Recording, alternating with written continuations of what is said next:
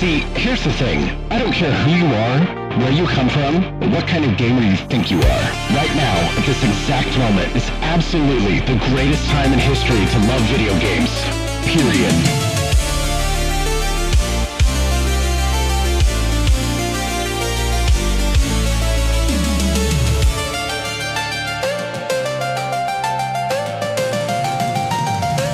Umbrella Fight.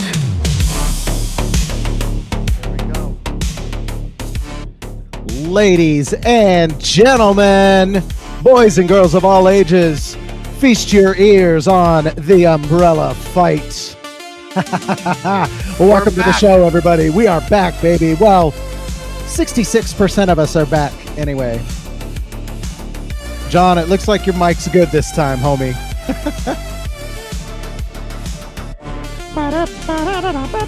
Hello, everyone, and welcome to the Umbrella Fight Podcast. I'm your host, Nathan. This is my buddy, John. We are two peas in a pod today, which unfortunately is a sad thing because there's usually three peas in our pod. Our boy, Devin, he had some stuff come up, and we're hoping everybody's okay. I think everybody's fine, right, John? We're good? Yes. Yep. Everybody's okay. Thumbs up. Everybody's fine, but, you know, when you got to take care of some business, you got to take care of some business. So, Devin, business. He might show up a little bit later, but in the interim, we're going to do a duo podcast tonight. John, how the heck are you? You doing well? And I'm doing fantastic. You sound a little under the weather, though, bro. Yeah, you know, I've been in this kind of halfway state of kind of sick, kind of not. Body can't decide. But hey, that doesn't stop vibes, and we're vibing. Yes, sir. Yes, we are vibing tonight. Speaking of vibes, let's get something of a wet vibe going on with our collective quench. Grab your cup or mug or glass, a tankard, chalice, a stein, a canteen, jug or flask, a vessel of any kind. Fill it with your favorite liquid. We like water tonight. What are you drinking tonight, John? Agua? Water, non-static. Non-static. Same. Dude, we're literally are two peas in a pod. Water, non-static. Raise them up, everybody. Get your glasses ready and say it with me. Say it loud and proud. Umbrella Fight, our circle tight. We shine together in the night with laughter loud and spirits in sync. Raise up your glass, and now we drink. Oh, yeah, that hits the spot. Feels great. Refreshing. I apparently am dehydrated. That's what's going on over here right now. Oh, man, that hit the spot. Thank you for joining us for our collective quench. This is, of course, the one and only podcast on the internet where we talk about the most important thing in the whole world, at least for the next couple hours, and that is video games. Yes. Let's hit the ground running. John, you've been playing something, and I'm really excited to hear about it. I've been playing something. We've been talking the past couple episodes about a particular old game. There's something a little going on here, so let me fix. I gotta fix a thing or two with Testing in production, baby. Let's do it. We'll just test it in production. It's fine. Yeah, don't worry about me for just a second. I'm gonna add your camera here, and then we'll switch it on over. But John, talk to us a little bit about what you've been playing. Give us a little short history. So I have been playing the original Half-Life. I'm kind of not bummed, right? I haven't been able to play as much as like I would like. Like I'm one of those people that like, man, I can give you a nice and easy, like if I really want it, I can give you a nice and easy 7 to 8 hours solo gaming. If Sick. It's something that like I just enjoy playing. But you gotta level up in life too, not just in games. So, school has taken some attention of that from me, but that's okay because I still get to play as the one and only Gordon Freeman. Yeah. So yeah, I spawned in here and I can't lie. I feel like the part, might be me just being goofy or rusty, haven't played in a while, but like I was dying a lot this session. Oh, were you right? really? Yes. By the way, quick pause. If you guys are in the audience and there's any audio issues or video issues, please feel free to shout it out in the chat. I have a fun time testing things in production, and that's just how it's going to be. Sure do. So if you guys call it out, just let me know. It looks like we can hear both John and me, and we can see the video. So I digress. Let's stop talking about production and start talking about our friend Gordon Freeman. who has been poured in. dying frequently at your hand, John. Yes, he sure has. So not in this particular section here, but there was just, I think, so what's interesting is like Half-Life, it's not going to like, it's not a difficult game, right? It's not like a Dark Souls or anything, but Sure. it's also not gonna like don't be a dummy, you know? True. And I think I was being a dummy, as you can see here. So Oh, you like, just straight up opened that cage full of head crabs. so this is something funny happens here, and Oh, I want you to keep watching because Nathan, I oh, trapped myself in here. oh, you got soft locked, bro. Like the buttons on the outside. Like there's Oh no way no. there was no way for me to get out. Soft locks happen. It's not the worst thing in the world, but it is frustrating. You got No, to go it back made to that it, that save.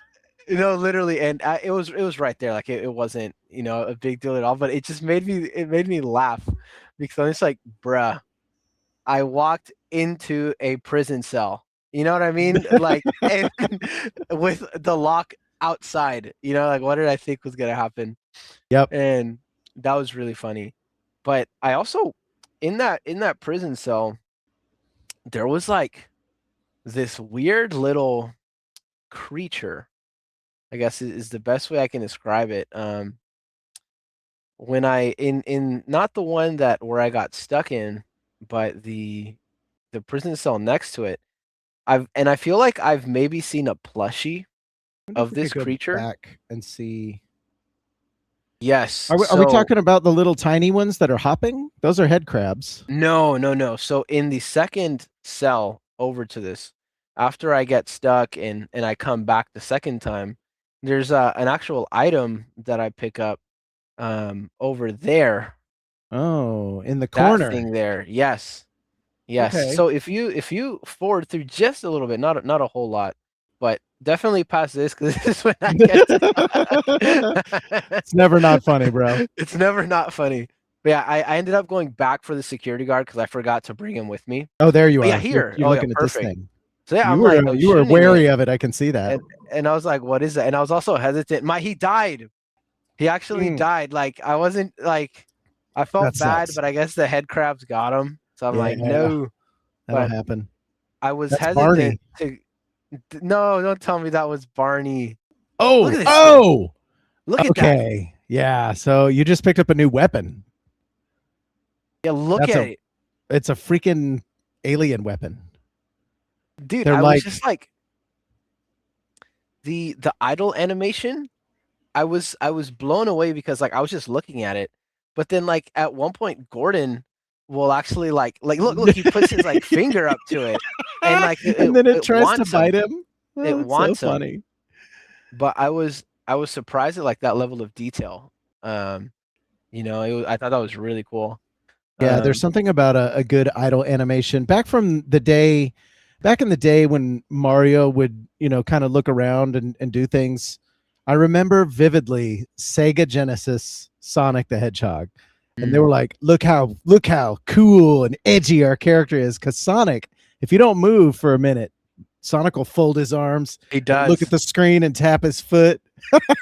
Almost like, hey, what are you doing? What are you doing? Let's go, bro. I gotta go fast, and you're not going Right, fast. right. But that thing, I was like, whoa, what is that Did you thing? get to test it out on anything? I These did. guys, I perhaps? did. Here we go. Yeah, so those are fun. Do Yeah, I was they? like I forget. Do they confused. I was like, explode or I yeah, I can't was like, remember. they almost like look like they're like little ankle biters or something. Uh huh. Like they'll like bite. Distractions. Yeah, yeah, like they'll like bite at enemies. And so I'm progressing through here, and so I unlock very shortly here. Maybe been after. Yeah, I was out. This room was crazy, by the way. I died here a Oh, couple times, I forget what happens in that room there. dude.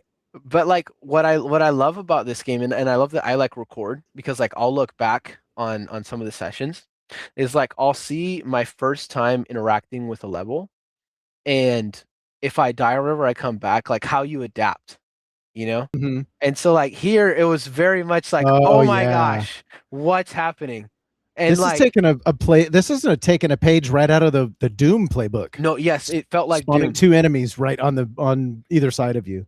Oh, there it No, goes. it literally it felt like Doom. That's Like badass. this particular section of the game because it was so like, I mean, you saw that was pretty. There was some bullet hell going on there, especially they track. Yeah, yeah. Uh-huh. I'm like, dang, I got to keep moving. Maybe So don't blow up both of those things that are on the wall. right, and so this is the thing, Nathan, is that is what a intelligent player would do. But I'm so stubborn that it's like, no, I can't lose to these things, these big old aliens.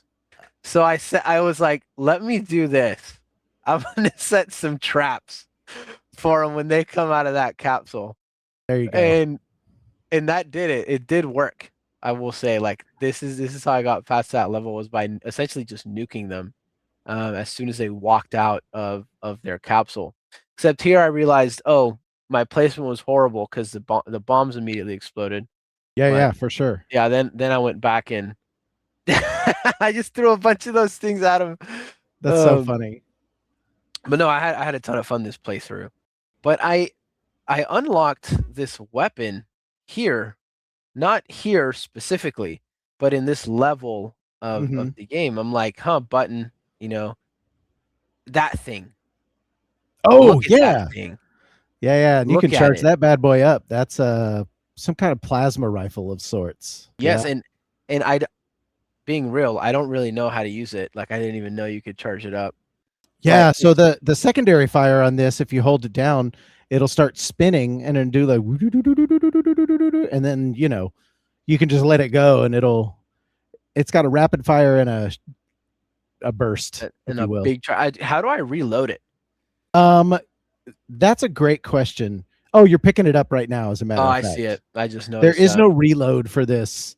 It's just one big pile of ammo. Pick up laser energy. Yeah, it's a But plasma I rifle. thought this was the coolest thing ever, Nathan. Like how Yeah, they had all the lasers going through the ceiling and everything, that's almost like great level design. kind of sort of ish telling you where to go, but it doesn't reveal too much where it's easy, like where it's just like, oh, go here. But you Yeah. kind of have to follow a little bit. And this part here I thought was really cool because I was wondering like how do I progress from here? This seems like a pretty closed off area. I hate those. I hate these guys, by the way. Hound eyes? Yeah, hound eyes are Yes, annoying. I hate the sounds they make. I hate them.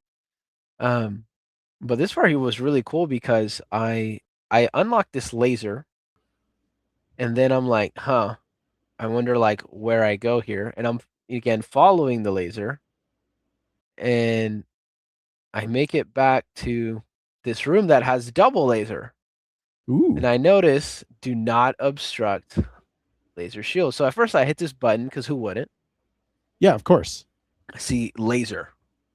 And I'm like, huh, do not obstruct laser shield. Something tells me I need to obstruct the laser shield. The troll in you And can't help it. yes, and like that's really what it felt There, like. I'm like, is huh, there is there that box over there? that box over there. Yes. I'm like, huh, there's a box. Let's see what this box does. And I realized I couldn't get it fully on that platform, but Good enough for the laser I did shield not to realize come that like, down. hey, it won't come down. Yep. And I hit the button. Boom. It doesn't come down. Laser shield is obstructed. And I'm like, okay, I wonder what's going to happen. And explosion. I can go now to the next area. And I just thought that was so cool. And you know what it reminded me of? It reminded me of Portal. Like Oh, that kind of like absolutely. that's what came to mind. And I'm just like, whoa. You know what I mean? Like this is what I just did here was Portal-esque, right? Most And definitely. I just thought that was really cool to see like this Valve is just goated. You know what I mean? Like they just are.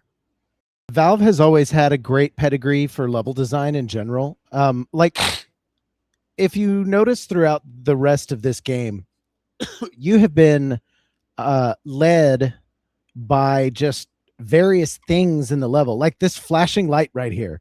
You don't have to make that light flash, But since it's flashing, I guess I'm going to go over to that side of the room and check it out. It's the only door in this particular room. However, flashing lights, obscured things that you can kind of see at. Oh, I wonder what's back there. Using human curiosity as a form of pushing the player forward is peak level design, in my opinion. Yes, and I'm so happy you said that because that's what I find myself that like because I had mentioned this earlier when I first started this game. There's no objective markers. Like there's no map, there's no hit M or hit tab to see where you're just kind of in. And what I found myself is like I haven't struggled in knowing where to go because it's like I'll see an area and I'm like, ooh, you know what I mean? Like I wonder what's over there. Like, or oh, I'm gonna go check this out. And that just happens to be, oh, they wanted me to go here. You know what I Yep. mean?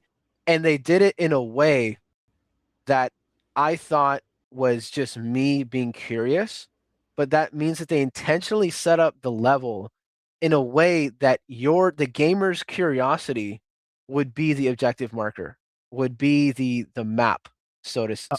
100%. 100%. And like Nathan, I feel like this is sad to say. I've never seen that in a game to this level before.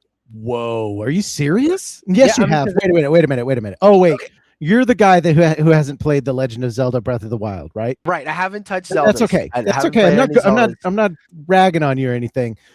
What I wanted to do now is to draw a correlation of this type of level design, which this isn't the first game to do that, actually. Even back in the days of Doom, a misaligned texture, a flashing light, a curiosity peak that happens naturally and organically is the reason that you would try to open the wall and see if there's a secret there or whatever. And I can draw a direct line from this game in particular because of its story format all the way up to Breath of the Wild and probably even games beyond that. But the reason Breath of the Wild works the way it does is that you move around in this world and you see a thing beyond a tree line. And you're like, huh, there's smoke coming up over there. Something there. Wonder what that could be. And then you go there and do it. And it is super duper easy in Breath of the Wild to get lost in that world because it's so massive, because you're like, ooh, a thing, ooh, another thing, ooh, another thing. And it keeps going. And they do that over and over and over. And it never gets old. Never.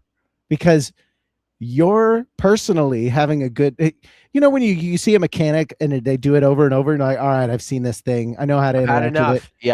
Yeah. It either becomes too much and you're like, I'm done with this, or it becomes rote and you don't even like notice it anymore. But from a good game design perspective, using human curiosity as the carrot on a stick, I don't feel like ever gets old. No. Oh, I wonder if this area has a thing. Oh, there's a thing back here. Great.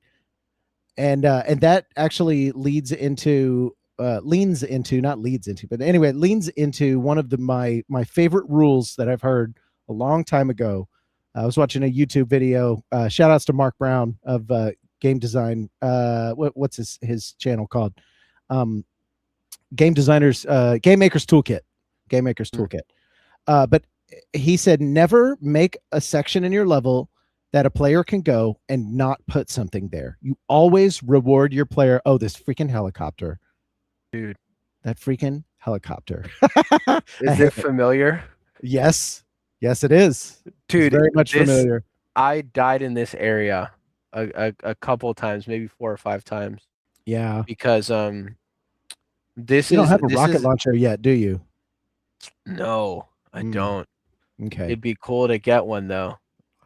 I can't remember if it's Half-Life 1 or Half-Life 2, but something I want to prep you on is the rocket launcher, because if you shoot it, you can guide the rocket on where to go. Wow. So it's sort of like you keep your aim on the helicopter and the rocket will get to the helicopter at some point. It's actually a genius way to not make the player frustrated that I missed this rocket 4 times and I only have 4 rockets, so now I'm dead. Mm-hmm. But no, that's good to know. Good to know. Anyway, I've gone on so many tangents so far. I think it's really great that you're having a good time with this and watching Valve at some of their best. They are cooking with this game for sure. No, they sure are. And again, this is another one of those like, man, what do I do here? Where can I go? Hmm. And I realized, this isn't gonna work. Where I'm at, where I'm sitting, it's not gonna work. But I wanted to snipe this guy, and I did, Oh and it yeah, felt how good. satisfying. That felt really good hitting center Yeah, mass on him. dude. And then Okay, sorry, I'm you're geeking out. good. That's all. It was just look me jumping. I got jump scared here. That jump scared me so bad, Nathan. Oh yeah, one of That those freaking fish, the things. way it like came like from behind me, Yeah. scared the crap. Like I actually jumped. Like Oh, it that's so scared funny. me. It scared me, bro. I But these love it. fish pissed me off, man. I hate those fishes. Yeah, they're the worst for sure. Yeah, so that crossbow, you think you like that crossbow? Wait until, man, I almost want to tell you like every piece of discussion we've had so far. I want to be like, yeah, well, also in Half-Life 2. But then I also want you to experience it for the first time for yourself. So I am biting my tongue so hard on a lot of this stuff because you think your curiosity. Okay, it's not just your curiosity. Have you? And I know the answer to this question, but I'm going to ask it anyway.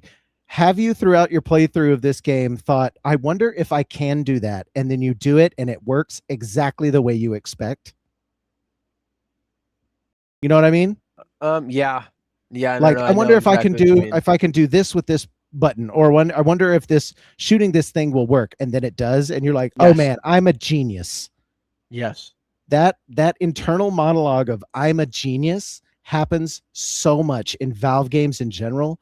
And there's a specific puzzle that I'm not going to tell you about from Half-Life 2. I remember thinking that, not just in this, actually, you know what? I might have been a little too young for this game because, let's see, this would have been, I was 12 when this came out. So at 12 years old, I didn't know shit. So No. I couldn't put the puzzle pieces together with the story as good. I couldn't put together the a lot of my playthrough with this was like bashing my head against a wall until the wall broke, and then I just made it through the game somehow, which is fine. That's a way you can play the game, but also you as an adult coming back and playing this, putting all those puzzle pieces together and living through it for the first time, it's actually like a new experience for me in general because I have gone back and played this before, but not with the set of eyes that you're using. I can't. It doesn't work that way for me anymore. Time doesn't go backwards, folks. Cherish it Oh, while you can. yeah. Breaking news. It does not, Uh-huh. unfortunately. Breaking. Yeah. But I think one thing that is an important distinction is that like the how do I say this? Like the complexity, and correct me if I'm wrong, but I think the complexity of games that you probably had under your belt when you first played this game for the very first time is nowhere near the same the complexity of games that I've played coming into this now because I'm double the age you were, and also like Souls games. I don't know, you know what I mean? Like they're Yeah. like I Yeah. could Yeah. say, this game, whatever. Like I had so much saturation. I think that's a good way to put it. I had so much saturation in gaming where like, and especially also playing Doom and all that. Like I know how to operate the game, if that makes sense. Yeah. 100%. So the story part of it is in my has been what I've had the most fun with because to this day, Nathan, who is that guy in the suit, man? And what's happening here at the Black Mesa facility? You Yeah. know? Still now. And still, still now, still now. I And love that you tried to go, by the way, just now barrel through. You're like, I'm just gonna run. I was gonna do it one more time. Let's see if it works. Yeah. But yeah, I died on this section a lot, and I did figure it out. But like, oh, dude, like this stupid fish, I hate him. I hate that fish. Like, It's I like don't an know who ammo is like, sink. yes, and like, I don't know who is responsible for like putting this fish here in this area. Rude. But like, I understand why they did it. right? Because it's like, dang, you know what I mean? I'm jumping from a helicopter into this probably like cancer water, and there's a giant alien fish trying to actively kill me. So Yeah. it's like I understand why they did it, and It's you know, like great Soulsian work. in a way. You know what I Dude, mean? I'm like, yeah, it's like a dog. Like those, it's like a tanky Dark Souls dog. That's Yeah. what it's like, It's which and would the be setup of it terrifying. is very much like, oh, shit, there's two guys on the left and right of me. I'm just gonna run through and hide in this hole. Nope, there's a bad guy in there too. There's a thing in here.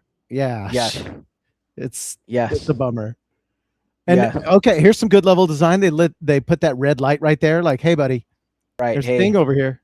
by the way, there's Yeah, you should something go. here. You should come over here. Something I want to point out. It's funny you talk about the complexity of games, and I might be about to crap on modern games. So here we go again. Dude, yeah, no, there's some slop these days. There is some slop, and it's actually found in a lot of the places that people are ecstatic about.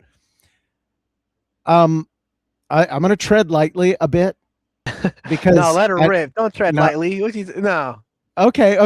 let her So rip. I am not calling cyberpunk slop, but I am saying that knowing where to go and what to do is not hard, even a little bit, No, it's not. because they put it on the screen and they say, go here, talk to this person, and then you answer the question however you see fit. And then whatever branching choice you chose, it's not a mystery what is happening now.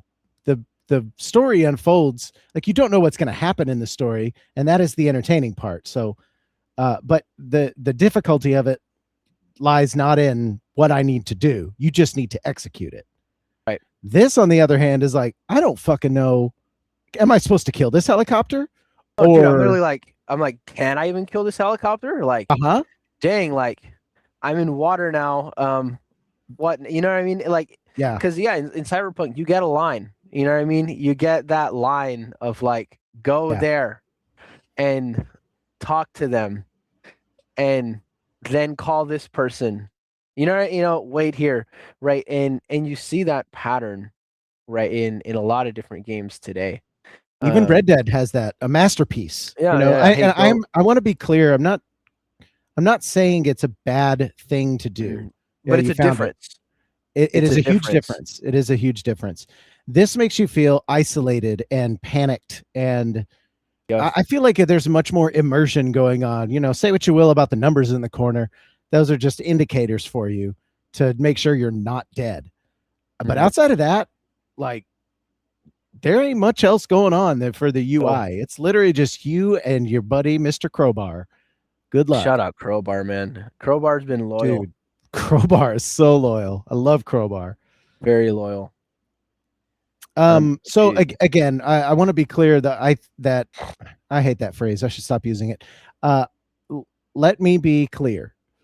That method of making games is totally cool, especially, and I can say that from a dad perspective, because sometimes I don't have time to figure things out. Just tell me where I need to go, okay? You know, sometimes you just want Apple Maps. Absolutely. You just want Waze, Yeah. and that's okay, right? You know, have you ever played Dead Space? No. On the list though. Great. It should be. You play the remake. It's better than the original, in my opinion.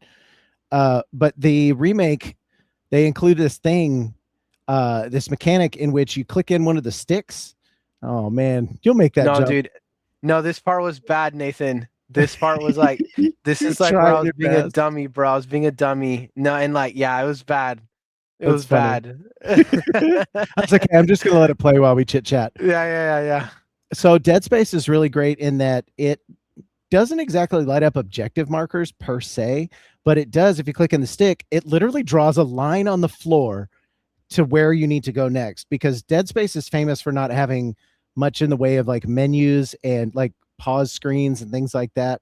You don't really get into menus. Everything is diegetic. Do you know that word, diegetic? Hey, I've heard it now. Yes, you have. Diegetic means it is in the world itself. So, for example, there is no health bar in Dead Space. The suit that you're wearing, the spinal column of it is lit up with a meter, and you got it. Good job. Whoa. And so, like, you have to pay attention to Isaac's actual suit when you're playing the game, because if you get hit a couple times, the meter goes down and it turns from blue to yellow to red to indicate what your health is. But you don't have a meter that you're looking at in the upper left or right. It's physically on his suit. And same goes for like your ammo. Like when you pull up your gun and it goes to the like the behind the back view, you can see on your weapon what your ammo count is. It's got a number on it, but it's actually on the pistol, and it's not a like huge difference, but it is at the same time. It makes an immersive difference. Couple that with the 0 loading screens. Oh, I forgot there was tentacles in this desert here. Wow, that's crazy. Look at that thing. Couple that with no loading screens. Oh man, Yeah. you have a survival horror game in space that is, for my money, second to none. I think it is incredible, and I can't wait for you to play that one. Oh yeah, just send this guy out to his doom. This little, Like he's got it. Let's see. yeah, no problem. He got immediately popped like a look at that. Wasn't that crazy? Whoa. Like I don't know how that happened, Nathan. Yeah, I don't either. That's wild. Yeah. So you're in the territory of the game. I've definitely played the intro and maybe the first, let's say, 4 to 6 hours of this game dozens of times. But playing it to completion maybe once or twice. So you're in the area of the game where I have mines. Dude, Jogging some memories here. What did you think of this area? I was just like, man, they're not gonna give me a way to know where they are either. Yep. That's literally what I thought to myself, is like, dang, like, but it was cool because like I realized that like there's kind of these little caverns you can follow. So I just kind of started exploring here a little bit, and I realized that there was a lot of ammo. Oh by yeah, this they're tentacle giving guy. you they're giving you more of the little rats. little guys, dude, whatever Little those things dudes. are. They're kind of cool looking. You know, imagine just having a pocket alien you can just toss out Yeah, at somebody. go find the mines for me, thing. Oh, dude, I didn't even think of that, Nathan. Thank you. Oh yeah. I did not make it past the mines, Nathan. Oh, okay. So yeah, they're giving you all these things, and again, great game design. If you're going to give the player something, let them use it, or make them use it. And Right. that's Metroid 101. You've got your double jump. Oh, put a platform in the same room with the double jump that you can't get out of without using the double jump. That's perfect execution right there. There's no better example. And one of my favorite things, actually, I see this a lot in Doom maps. I see it a lot in bad Doom maps, actually, where they give you a thing and then you don't get to use the thing for a little while. The best thing is to pick up a chain gun and then give me 25 hit scanner dumbass zombie enemies to just rip through real quick. Just want to test my weapon out, okay? It's a lot of fun. Well, damn, dude, it sounds like you're Dude. trucking. You got you're at the mines, and you'll make it past that now that you got homing. Yeah, see, you had the Oh right no, idea. I did think of that. Okay. Okay, cool. Yeah, I was like, come on, there's no way. But if he was able to make it through that little area, you definitely would. Oh man, I can't wait for you to get to. Oh, there you go. Random shoots. I wonder if So this is the thing. I thought I was good. I thought I was good. Moments before disaster. And what makes me mad is right here, like I was contemplating on saving, like on saving my game. Yeah. And I should have. As you're Yeah. about to see something unfortunate happens to Mr. Freeman here. Oh, there it is. Yeah, so I was waiting for the flail too. I love watching your like blah flail that you do when you get mad. That's really funny. But yeah, this is pretty much where I cut the gameplay because I was like it was coming up to about 9. But man, I've had a lot of fun, Yeah. Nathan. I've had a lot of fun on Half-Life. Absolutely. Let me make sure you're still. Oh, there you go. Oh boy, man. So I'm so glad that you're having fun and that we're able to talk about it, because you're making me realize again over and over every time we have this conversation about where you are in Half-Life. And you did this actually with Red Dead 2. Uh, the genius of a good game developing studio and how they lay their games out. It's like design principle after design principle after design principle, Yep. done to sheer simplicity and perfection. You know, you just got a level laid out in a way that it begs you to keep playing the game just from sheer curiosity. And then what they give you and present to you, you get to leverage all the way through. It's super fun. Yeah, I mean it's like the perfect blend. And Yes, you know, sir. I guess I kind of see why Gabe has that yacht, you know? Yeah, that's true. I see like how he got I understand it. Yeah, so man, I can't wait to see where you get to on that. I had something that I wanted to show you, unless you have anything else left for old Half-Life there. No, Oh, here. not a whole lot. Just I can't wait to see what's going on with that guy in the suit, man. Yeah, 100%. You know, I think I might have lost that video that I made, unfortunately. Crud. No. That sucks. This might be it. I don't think that's it though. Nope, that's not it. Well, anyway, I've been playing Schedule One a lot, a lot, and man, so there's this other rival gang called the Benzies. Did I tell you that story already? The I probably did. Benzies. The Benzies. They operate outside of Westville and Northtown, and they're like, okay, you can stay in your area, but you're gonna have to make product for us, and we'll buy it from you, but at wholesale prices. You know what I mean? They're jipping me a little bit. So I do my thing for a long time and I bide my time. Well, there is then a point at which I know I can execute because I have enough collateral and money, and the operations kind of go. And I've got my packaging area. I've got my place that makes green. I've got my place that makes rock. I bought a giant warehouse where I can make snow. You know what I'm saying? So now I've got all these puzzle pieces moving, and then my empire is growing. And I text the Benzies, and I'm like, "Our deal's off. We're done." I said, "Fine, but watch your back." And John, let me tell you, some of the most fun I've had in Schedule One is not the optimization. That is a different kind of fun. Some of my favorites have been at night. It's pitch black. I'm avoiding the 5-0. I've got my product on me. I can't get popped, otherwise all my money's going down the drain along with this product I've got on me.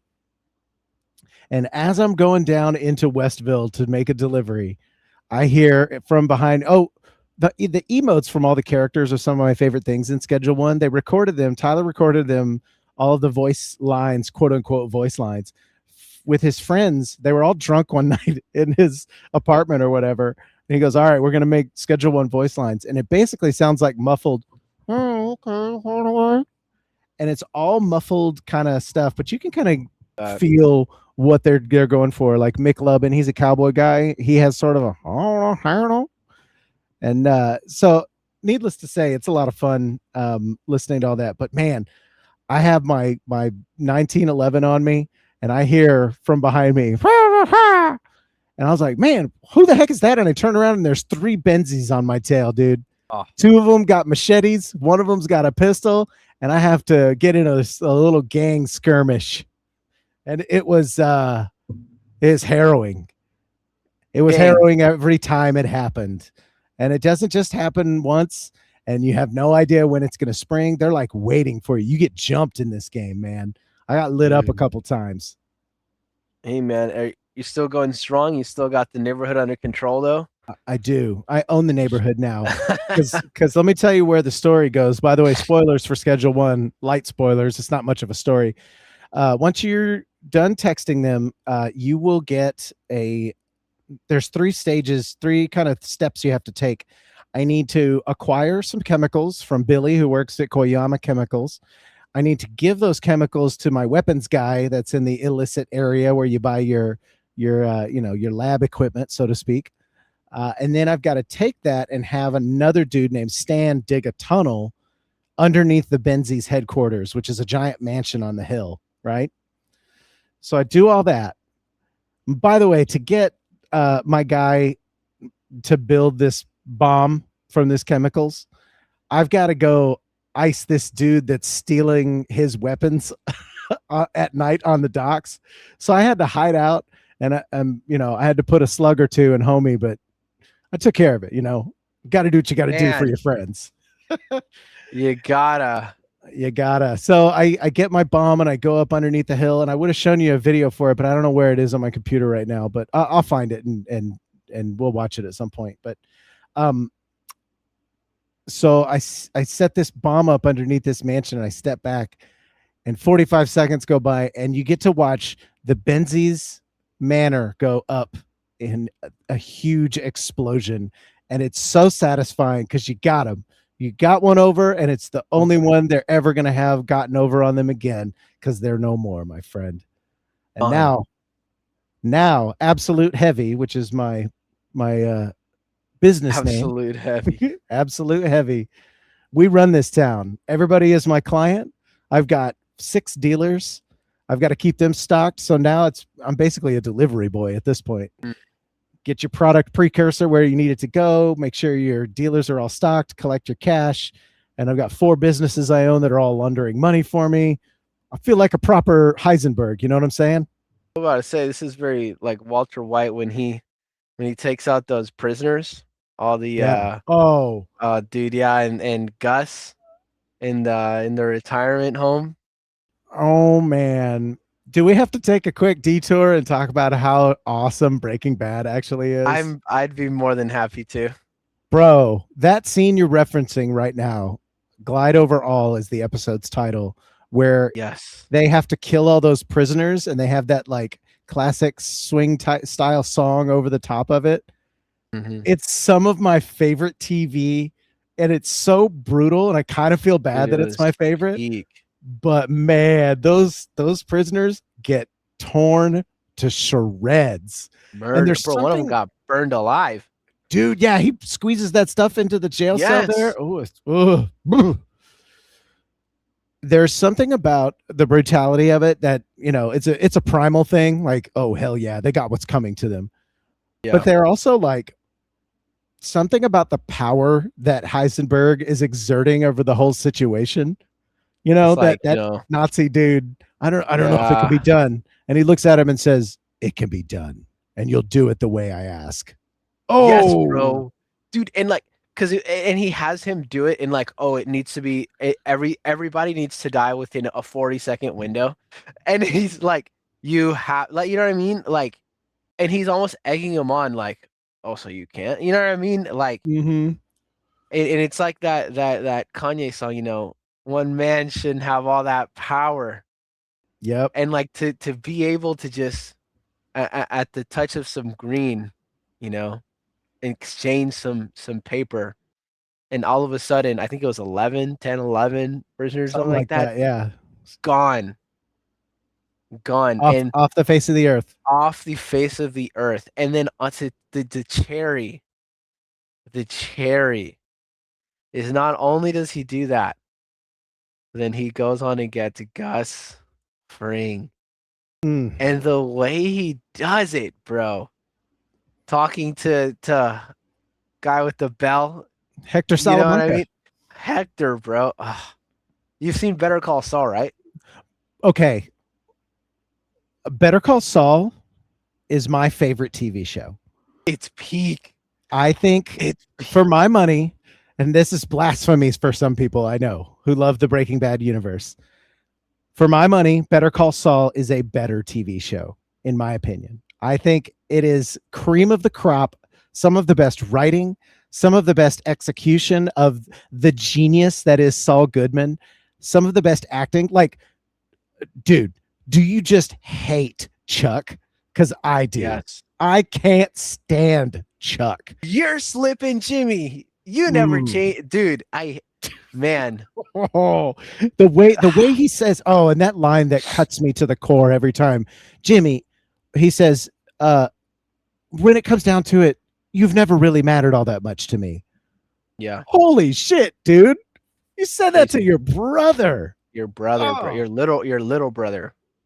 Oh, that's just, you can't say that, man. Right. And it's crazy because like, and also I can't lie, Nathan. I do agree with your point. Like start to finish, I think Better Call Saul is a better overall show than Breaking Bad. However, I will say those last 3 seasons of Breaking Bad is actual cinema. Actual, yes. Absolute Kino. Like crazy. Yes. But no, to go 100%. back to Chuck, no, it was so hard seeing their dynamic, Mhm. especially because like I have a little brother. So and like Same. kind of so it's like I can't fathom, right, that ever being the relationship that I would choose to have with my youngest brother. And you go back to the beginning of the show, and the only person that stood by Chuck was Saul. He Nobody stood by else him every chance put he could up, possibly yes, put up with his bullshit.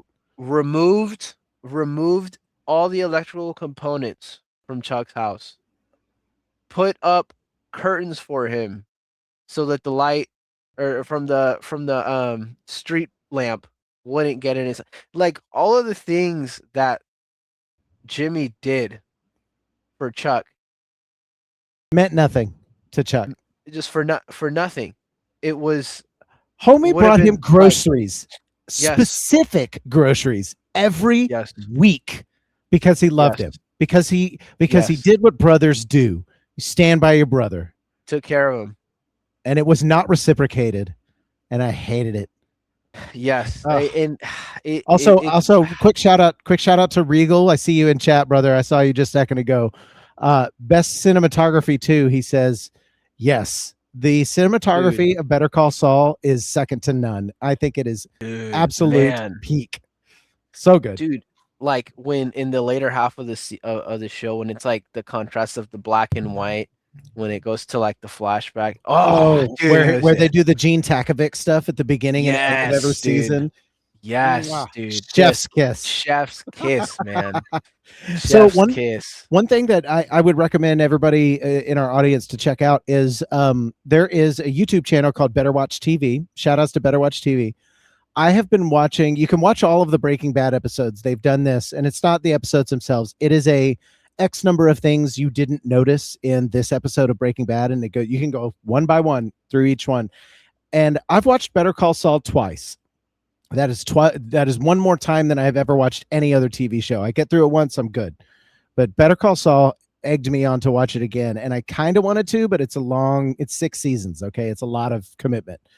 But every couple weeks we get a new X number of things you didn't notice in Better Call Saul, and I have been vicariously rewatching the show through that lens, and man, it has really opened my eyes to the level of detail that they are willing to go to make those universes gel and click, and the whole series as a whole is incredible. It's Yes. incredible.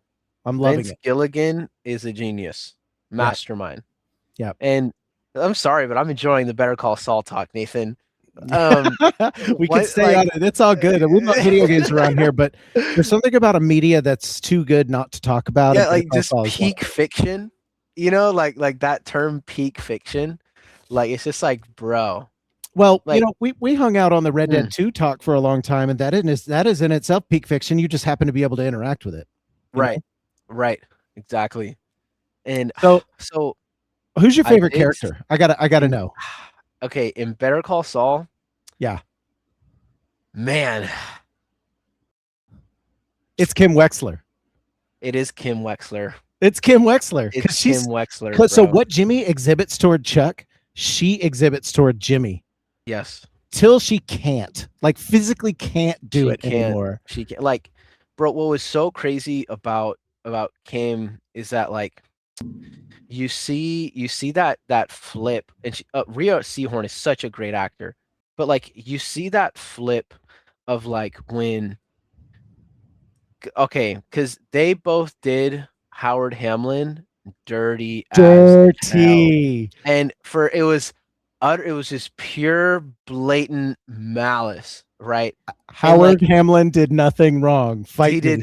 did he was the most normal character in the show. For Dude, sure. and like going back to Kim, right? So you see at the very beginning, right, that classic line she gives Saul of like, what kind of lawyer are you gonna be? Are you gonna play by the rules, or are you gonna be colorful? And be a And criminal that lawyer. Colorful. That's right. dude, That's the word that's she like uses. such a subtle line, right? And you go from that version of Kim to her having the absolute time of her life with Saul and just absolutely destroying Howard Hamlin's life in the process. And then enter Lalo. and The most terrifying character in TV history is Lalo Salamanca. Dude, he was so scary. Like those characters that just have a switch, you know what I mean?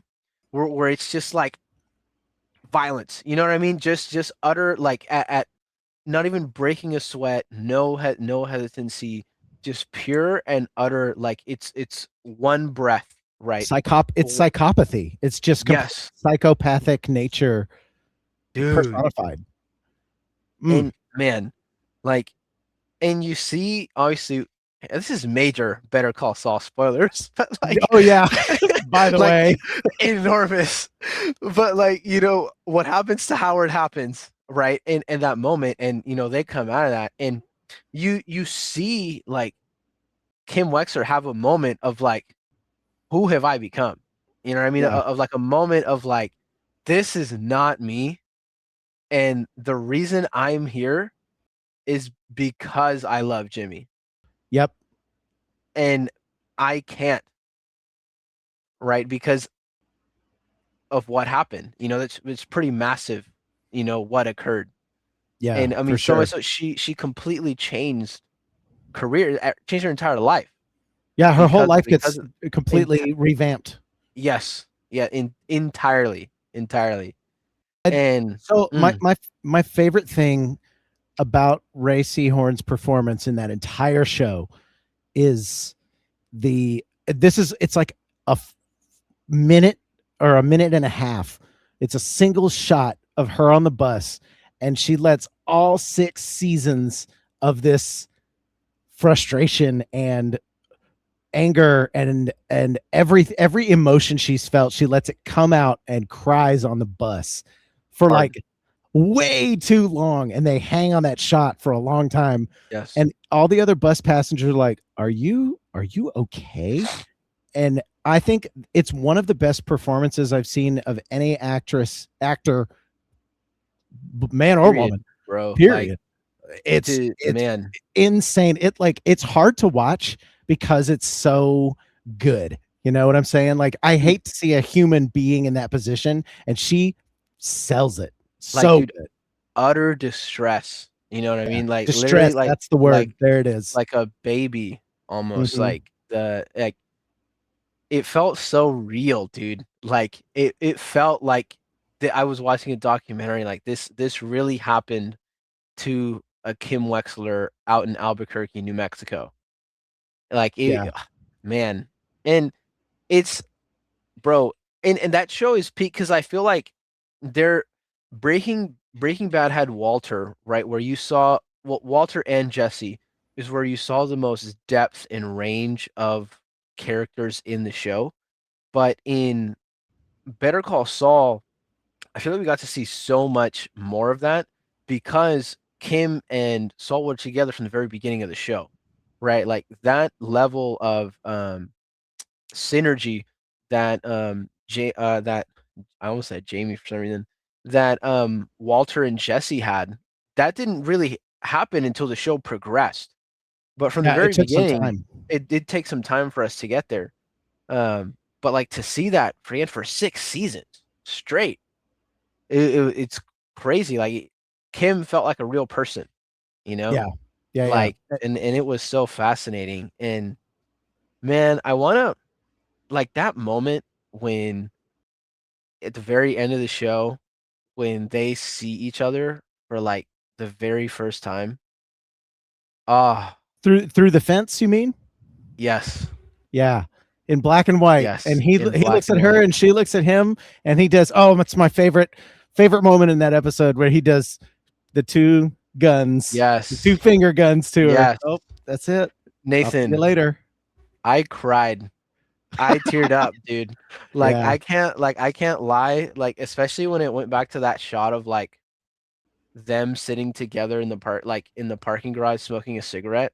You know what I Mm. mean? Like, oh, The reference to the dude. opening scene where I love it. She's just smoking the cigarette, and then he comes in and takes it from her and then gives it back. And that's your signal Yes. like these two have history. It's the show don't tell that Yeah, it's that so show in subtle. particular, It's so like subtle, dude. it's so subtle. You don't even have to think about it. It's just right there. They don't have to tell you anything. It just you Dude. have this moment that paints this huge backstory that you don't even need the details of. You just know this history is massive. You don't do that Enormous. to somebody unless you know them super duper well. You know what I Yes, mean? on a deep emotional level too. Yeah, for sure. Deep level. Man. I Dude. had no idea. I didn't even think to ask you about. Of course, I assumed you had seen Breaking Bad, but for some reason, when I mentioned Better Call Saul, a lot of people they've either seen a few seasons or they haven't seen it at all. And I'm really glad you've gotten through the whole show. Dude, I couldn't put it down, bro. Like Same, I was same. just like Better Call Saul turned into one of those like, man, I had to avoid watching it on weekdays because it would turn into Mm-hmm. one more episode, and the next thing you know, it's like 3 a.m. and you know what I mean? And because I even watched after I finished it, I watched like those breakdown videos, like those deep character analysis. Oh And yeah, there's some really dude, good ones out there. Nathan, I watched this one that was specifically about Jimmy and Chuck's relationship, and Uh-huh. it was so good because like it called back to something in the show that Chuck was talking about how you know when they were younger he was constantly um doing the right thing, and he would watch Jimmy, steal from the teller, steal from the cash register at his dad's store. So much so to the point where, like, you know, the store they went bankrupt. He lost his business, and Chuck still was the only one who knew that Jimmy was stealing from them the entire time. And Yeah. how Chuck makes the point that he saw how sorry Jimmy was when that happened, but he never told the truth. He never said that it Yeah. was him. And Yeah. then it goes on like a little more, and so much so to the point where Chuck is essentially saying how he's lived his entire life the right way, how he was supposed to. And Jimmy has done whatever he wanted to and gotten away with it. And there's this really painful part where like I genuinely felt bad for Chuck, where Chuck was there when his mom died, right? Literally watched her die. And her last words were about Jimmy. Mm-hmm. And then Jimmy came in, like after she was already gone. But like, Right, because he went to get sandwiches.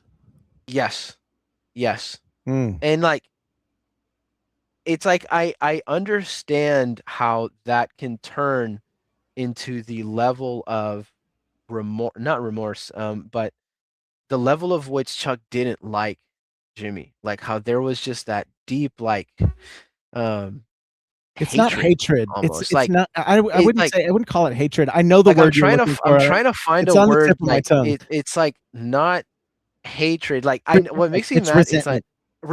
resentment. Yes. There it What is. made I me knew it mad is started with like R. I knew that word in Spanish. But like obviously it wouldn't matter. But like Resentimento. I was trying to remember the freaking What's the the word in Spanish? translation. What's the word in Spanish? Rincor. Ah, gotcha. Yeah. Cor. But yes, resentment. That's what I'm looking I for. yeah. You Well, see and that. look, that is so. Oh, okay.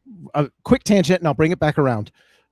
I watched a short 1 minute clip of Matt Stone and Trey Parker, and they were talking about South Park and how stories today are boring because it's like this happened, and then this happened, and then this happened, and then this happened, and that story is boring.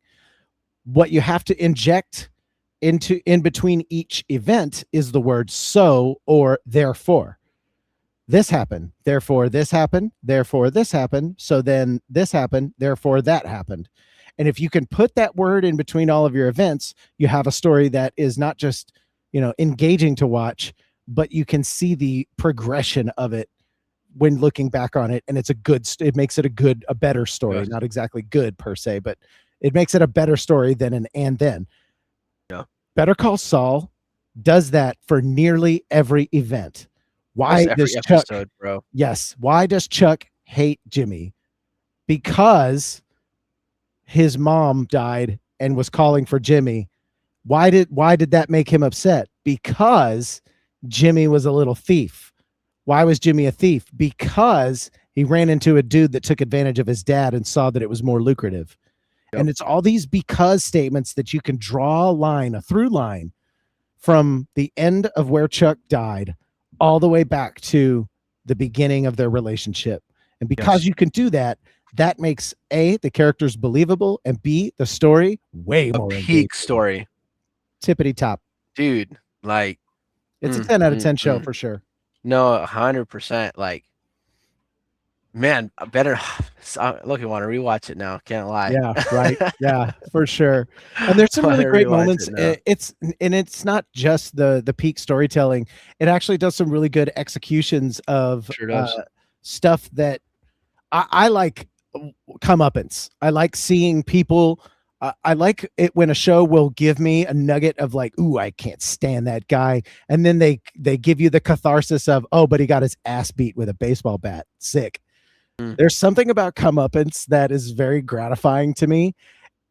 And Jimmy never takes it all the way. For example, when he gets those punk kids that steal his money when he's hawking cell phones, and he gets his buddies later on to tie them up and hang them upside down in the piñata factory or whatever. Yep. And they come this close to getting beat with baseball bats while upside down. But Jimmy never takes it that far. He just does it enough to scare the bejesus out of them. And that's enough of a comeuppance that I thoroughly enjoyed them doing throughout the whole ordeal of the story of Jimmy. So good. And like, what's so funny to me, Nathan, is like, well, the peak that we've talked about is only a small part of the show. Yeah. So then you have Nacho. Oh, Mike. We didn't even talk about We didn't Nacho. even talk about Nacho. Dude. You know Okay, what heavy I mean? heavy spoilers. Heavy warning. spoilers. Warning right here. My one of my favorite. I keep saying my favorite. This whole show's my favorite, so I can say that. One of my favorite lines in that whole thing is when Nacho is at his last stand, and he's got the pistol, and he says, "Every time you're in that wheelchair, I want you to think of me." And then he does what he does. Yes. Oh, there's his delivery, Nacho's delivery is so peak right there. I really love it. And the confliction of that character with his do-right dad, coupled with the gang that he's having to deal with and run basically at this point, is so interesting. I just love it.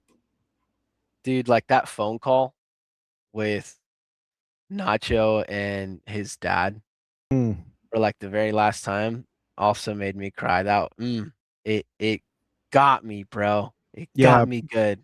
Brother stuff and dad stuff gets me as well, for sure. Yes, dude. And like, even then you have like Mike going to his dad right after all of that happens and being like, you had a good son. You know what I mean? Like just Hey, and then even talking about like just Mike, right? Do you remember when they were building out the lab?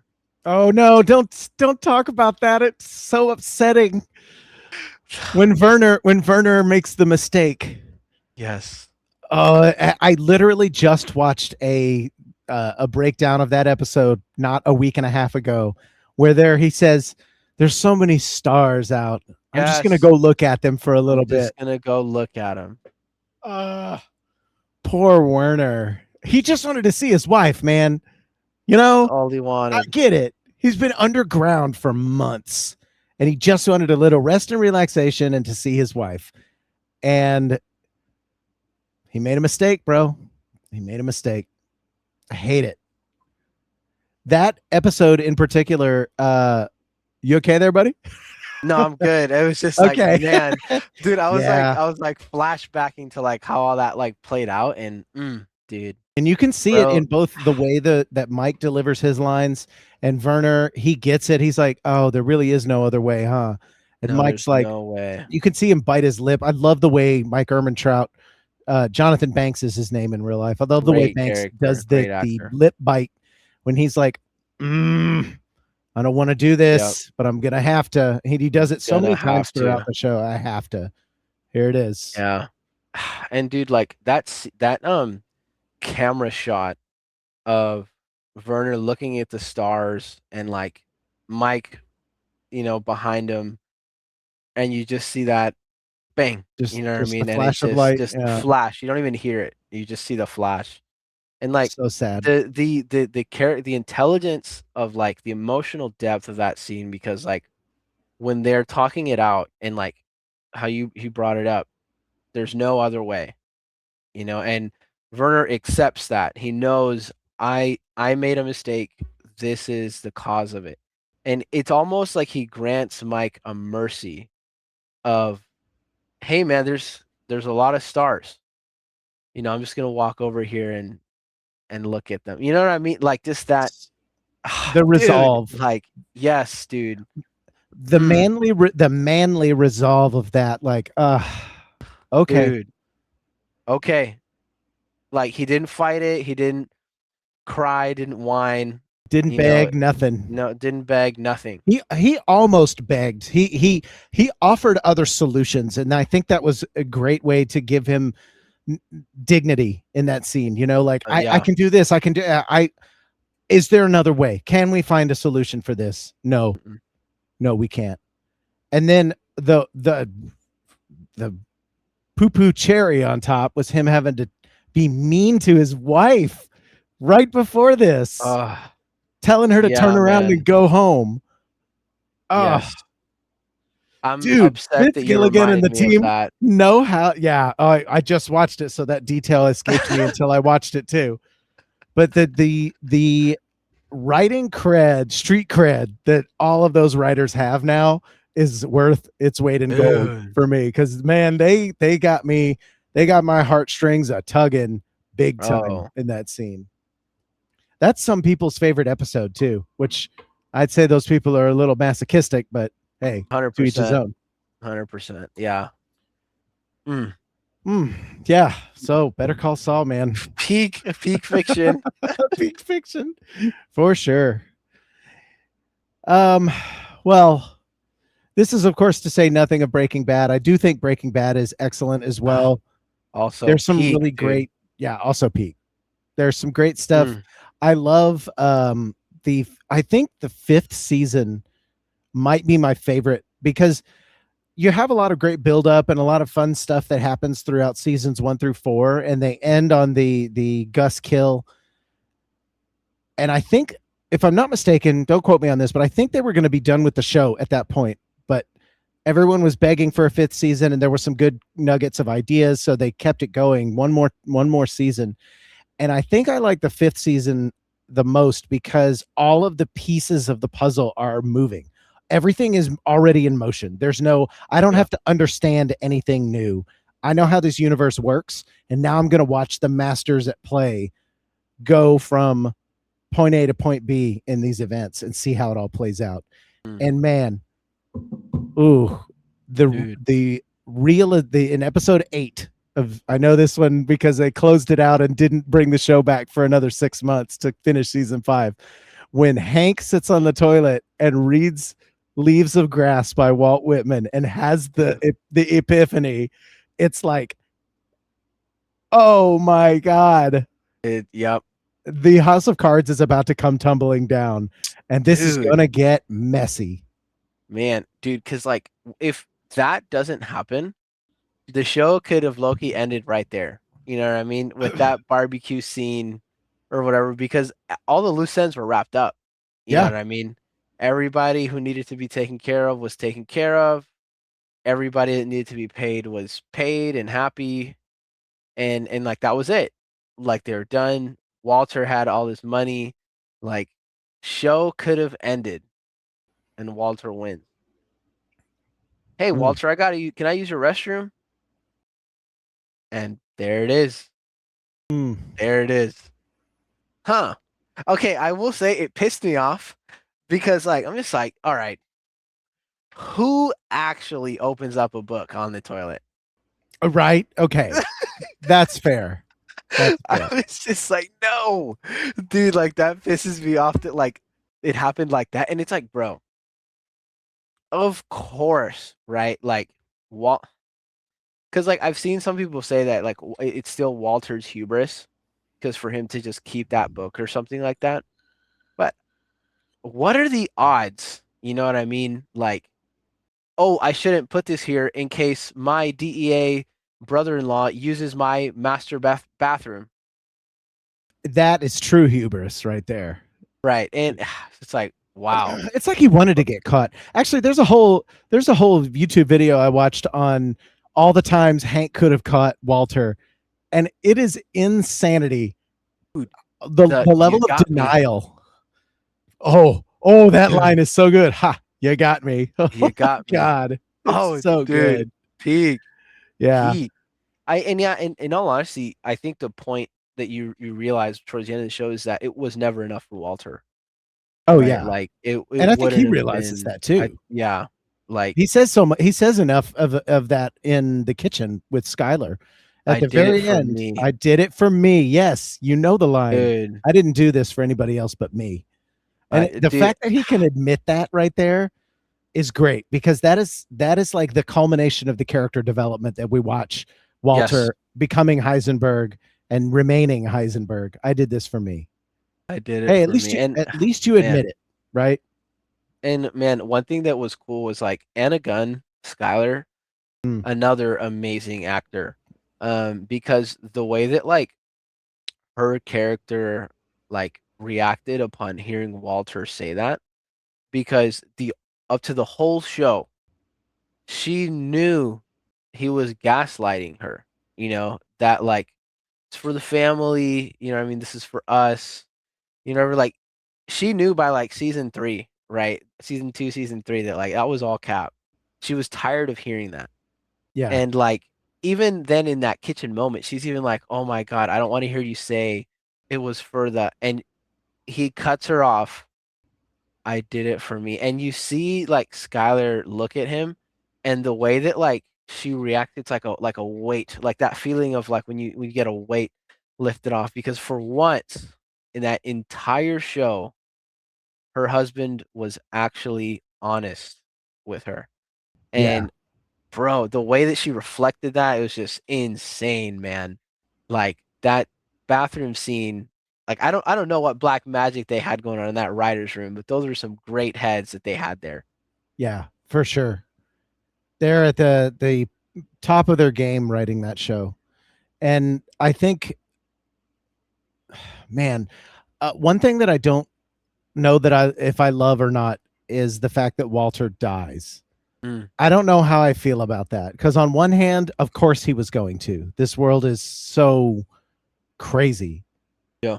but also I kind of wanted him to get away with it. Like I'm Hmm. rooting for this anti-hero, because he leaves this pile of money for his kids with Gretchen and what's his face, and then like he does just enough good for me to be like, okay, well, I guess I could let the rest of this slide. But Yeah. I guess it had to end that way, huh? I mean, it had to like, and it's funny because I was just about to ask you what you thought of like the ending scene in Mm. at like the motorcycle house. Like I think I think that Walter was being was righting the last wrong, Yeah. which was how he did Jesse. Oh, he did Jesse Um, so dirty. Oh my so God. dirty, dude. And Oh, like, it's so because I'm messed up. I'm glad you brought up the thing about the money and everything, because like you see, you know, he makes I won't say amends, but like he rights a lot of wrongs with Skylar, with Gretchen and the money, finally getting that to, his Holly and Walter Jr. And the final thing, the final person that he brought into all of this, it's his fault that he's there. It's Dude, like it's the 100%. yes, bro. It's the last thing he could have done. Right? And again, he's a genius. So it's like that moment with him dying, it's also closure for Jesse, right? Because it's really over now. Yeah. No, everybody's gone. I'm free, and like even then, like right at the end when Jesse and Walter are looking at each other, and like Jesse like gets the gun and Walter's like, do it, it's okay, and Jesse doesn't even do it. He just books it, but like, whoa, what a powerful exchange there. It's okay, he says. It's okay. Like he Damn. knows, you know what I mean? It's like again that I like deserve this. this like how we talked about Werner, it's like that same level of like, yeah, you know what I mean? Like I get it. This is how it's gonna go. And 100%. dude, by chance, have you seen El Camino? No, we're gonna get to that. I gotta before we leave Breaking Bad territory, so to speak. I want a quick shout outs to, speaking of comeuppance, the leader of the Nazi gang that he's dealing with. There's something super satisfying about him being on the floor, and he says, "Wait," and Walter doesn't even let him talk. He just puts a bullet Ends in him. his head. Ends him. That's it. And Ends on him. top of that, that shot from like looking from his perspective at Walter, and they paint this like blood on the screen. It's like they don't show all of it, but they show you just enough to be like, God dang, that was cold. Woof. Dude. And I love that Walter gets to that point, like, I am the bad guy, but you're worse. You gotta go. You're No, done. yeah, you're a Nazi. Yeah. No matter how bad Walter was, that He guy's was a not skinhead. a Nazi. Okay. Yeah. Yeah, at Oh, least that. dude. And bro, because what they So did to El Jesse, Camino, man. I gotta Oh, know. I have not seen El Camino. I gotta let you know. okay. So feel free. I mean, we've already spoiled the shit out of the show for our audience, so I Mhm. apologize in advance for that. But I will get to watch it at some point. Would you recommend it? I Is it? would recommend it. I It's would worth it. 100% recommend it. And this is what Okay. I'll tell you, spoiler free. But Oh, thank you. the El Camino picks up. So like the very ending scene of Breaking Bad, where Jesse is weeping as he's like booking it out of there in Yeah. Todd's Pedal El to the metal. Camino. Mm-hmm. Yes, the movie picks up there. Sick. So it's That's like, perfect. yeah, exactly. So it's like the continuity of it is like you can just jump right in, and it's like right where it left off. I love Um, that. oh, Oh, dude, one thing speaking of Todd, oh Todd, man, is he dude, scary frightening, and kind frightening, of dude. dumb too. Like Jesse Plemons plays that character so good because He's he's also a just great actor. oh yeah, absolutely. He's one of my favorite, that guy that's in that thing, Yes, Um goated. goated for sure. And this, the way I had never really noticed this before, but it was pointed out in those breakdown videos that Todd is stupid. He's dumb, like real dumb, and he just kind of does stuff like Dude, he with accidentally the killed crew. that one lady. Yeah, and like, oops, Rolls her in a carpet. insane. Nathan rolls her in a carpet and throws her off the balcony, dude. Like, and He's he's dumb just as a box of and, rocks for and sure. well, and I love that you said he's scary because he's kind of terrifying because like the way he react like to that situation, he's like, yeah, I just killed her, help me clean her. Like he grabs Jesse for the purpose of helping her dispose of this, and he's so calm about it the whole time. Yeah, and even in the train scene, after they're done stealing the methylamine from the train, that kid on Yes. the bike shows up, and his lack of remorse No in the next hesitation. episode, he's just like, yeah, I mean, well, we had to make sure there was no witnesses, right? I Like had to.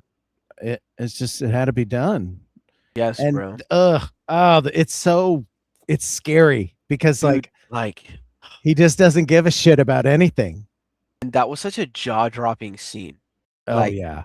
I remember literally watching that and like like like genuine shock.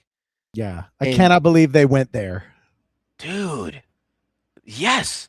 Like I can't believe that they did that. Like they were like, this is going in. You know what I mean? Yeah. Like, and Well, dude, and that's the perfect event too, to make it like, how do we make you scared of this character and also hate him? There's no better way. bro, No and better way. Like that event is the thing you don't do, you know? dude, and what he also did to that girl that Jesse was kind of dating, kind of being around Yeah. like before he got picked up and made him watch. It's so Made hi- awful. Nathan made him watch from the car. Ugh. It, it's brutal, dude. Poor Jesse, man. He went through so much trauma, like because Yeah. at the very beginning, you got the guy that they tied up in the basement, that they had to li- Eight that ball. he 8 ball. Okay, this is so I can't believe we didn't talk about this. Walter made him melt his body in acid. Yeah. Walter No, made no, him do that. that is one of the craziest scenes when that oh it's on one hand, it's awful that all of that transpired. It's also semi like comedic. They do this weird thing with the audience. Like, I'm gonna make you grossed out. I'm gonna make you dislike Walter for doing this, and I'm also gonna make you chuckle at this body falling through the ceiling. Dude, I'm gonna do three things to you at one time, and you're not gonna know what to do. and did deal with it. Yeah, deal with Dude, it. because but isn't that so crazy? Because from Jesse's perspective, imagine your former high school chemistry teacher, Nathan, reaching out to you. Hey, I'd like your Schedule 1 powers in real time for this awesome meth I'm gonna make. And then he captures a guy in your basement, in your house, kills him, and wants you to put his body in acid to get rid of him. It's complete insanity.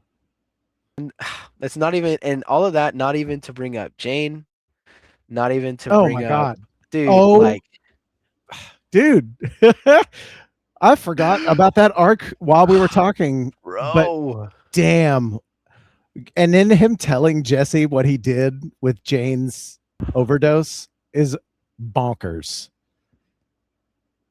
Oh my god. dude, So man, yeah, like, Breaking Bad is definitely peak. And so okay.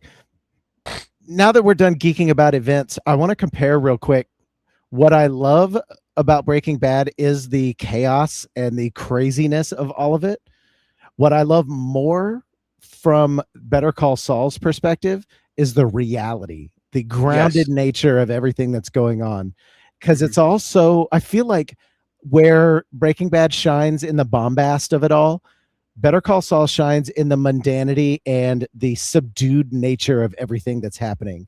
mm, The swindling that Giselle St. Clair and whatever Jimmy's fake name is to that guy with the tequila bottle that they have, yes, the just the subtle things that go on in that show are some of my favorite writing methods, I guess.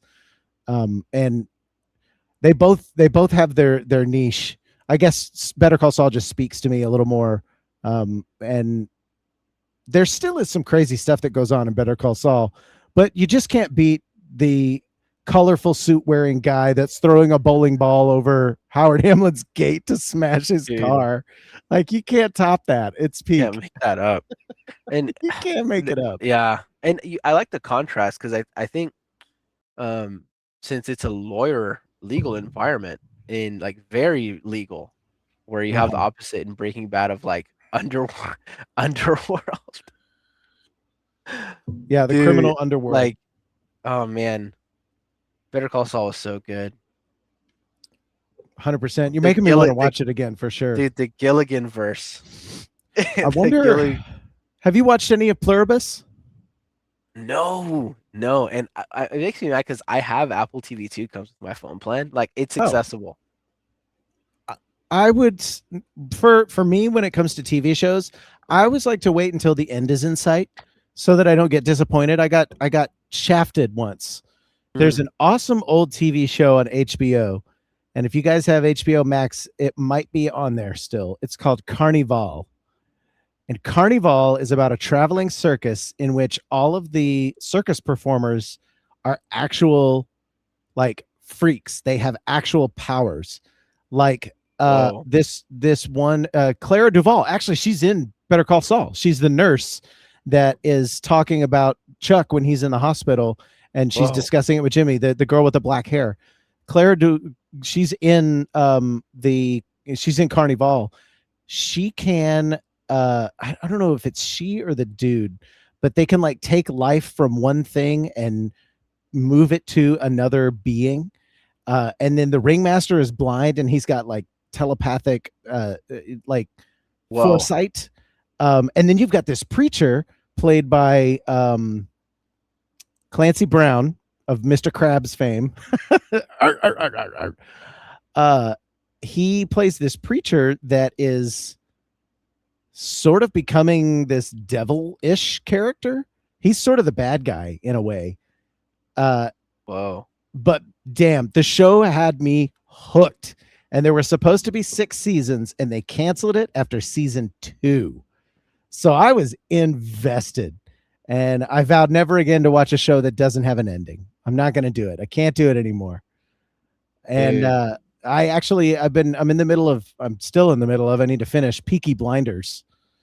And I waited until the 6th season. So they were like, this is the final season. Okay, I can watch the show now. Dude, so it's oh man, Peaky Blinders is so good. I still need to watch. They did finally finish it. They dropped the movie, Yeah. which is the ending of it. And I was so happy because like, man, Peaky Blinders, they literally just got screwed because of quarantine. Oh, that sucks. Yeah, they got screwed because of quarantine. And one big thing that happened in real life is that they had an actor pass away. Oh, that's really unfortunate. Yes, and not going to reveal anything, but like that, those are very difficult hurdles to overcome when you're doing a show season by season, because it's Yeah, like, oh, especially when you've painted these characters with these story arcs, and especially if your characters are still, alive and well. You're not just doing flashbacks or anything. right, It's no, so yeah, hard. How do you deal with that? like how do you On deal top with that on on top of the top? tragedy of a dead person, like that's Yes, awful to begin with. But yes, the show must go on. right. So that really So sucks. I did yeah, not know that. so they kind of just they got circumstances just screwed them over. That's why they couldn't release um a season 6 to tie it up. That's why they elected to do the movie instead. And I have, and from my understanding, it's a pretty long movie. It has all the original actors too. Um, Sick. yeah, nobody was recasted or anything, which is peak. It's also peak that Killian Murphy, which like as huge as he is now, also is like, we're in this, that he came back for that.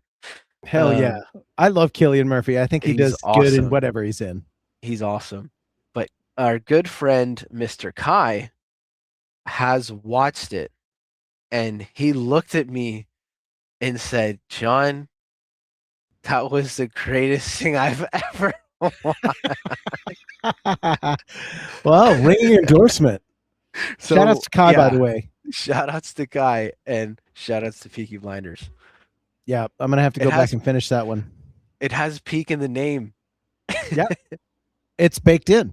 Like, what do you expect? Nothing less. I had a fun time watching that one, but I won't lie. I have a tough time when there are a lot of characters in a show. It's Mm, very hard for me to keep up with stuff when there's a lot of characters going on. And like Better Call Saul is the upper limit of the number of characters, but also Better Call Saul's characters have such color to them, no, they are very, who they are through and through. It's not just a quick introduction and like, oh, that's the sarcastic guy, that guy's the mean guy, that guy's the wimp, but then yeah, he can come out swinging when he's necessary. It's not just little touches. You spend a lot of time getting to know Kim Wexler and Jimmy McGill and Chuck. So it's a different approach to it, I think. 100%.